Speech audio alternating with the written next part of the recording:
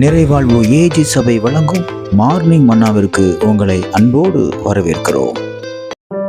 கர்த்தருடைய பரிசுத்த நாமம் மகிமைப்படுவதாக. இந்த நாளில் உங்களை சந்திப்பதிலே மிகுந்த சந்தோஷம். எனக்கு அன்பான தேவனுடைய பிள்ளைகளே, அநேக காரியங்களை பெற்றுக்கொண்டு இன்றைக்கு அநேக காரியங்களை இழந்து போய் நிற்கிறீர்கள். ஆண்டவர் அநேக ஆசீர்வாதங்களை கொடுத்தார், அநேக நன்மைகளை செய்தார், அநேக உபகாரங்களை செய்தார், அநேக உயர்ந்த ஸ்தானத்திலே கொண்டு போய் வைத்தார். ஆனால் இன்றைக்கு திரும்பி பார்த்தால் அவைகள் ஒன்றும் நம்மிடத்தில் இல்லை. என்ன காரணம்? என்ன நடந்தது? இன்றைக்கு நாம் பார்க்கலாமா? தானியேல் எழுதின தீர்க்கதரிசன புஸ்தகம் 4ஆம் அதிகாரம் பாருங்கள், 31வது வார்த்தை 30வது வார்த்தை இப்படியாக சொல்லுகிறது, நான் கட்டின மகா பாபிலோன் அல்லவா என்று சொன்னார். இந்த வார்த்தையை நம்ம கேட்டவுடன் நமக்குள்ள ஒரு பெரிய அதிர்ச்சி வருது. இந்த ராஜா நேபுகாத்நேச்சார் பெரிய அரண்மனையை கட்டுறான்.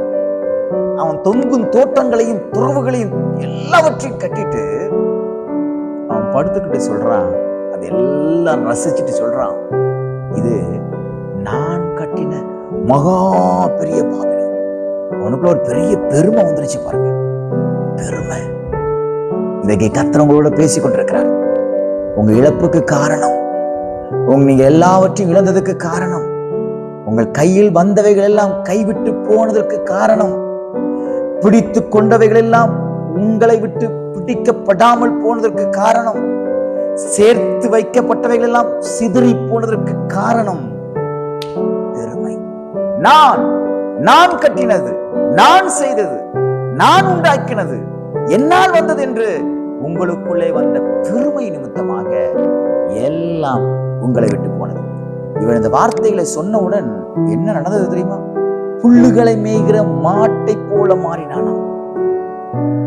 பனி துளிகள் அவன் மேலே விழுந்தது, மலை சாரலில் விழுந்தது. அவன் வெளியிலே தங்கினான். யாருங்க?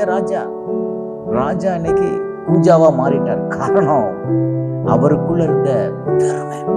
இன்னைக்கு ஆண்டவர்கிட்ட ஒரு தீர்மானம் எடுக்கும், ஆண்டவரே, எனக்கு எப்பேற்பட்ட உயர்வுகள் வந்தாலும் நான் ஒரு நாளும் பெருமை கொள்ளக்கூடாது. நேபுகாத்நேச்சாரை போல நான் பெருமைப்படக்கூடாது.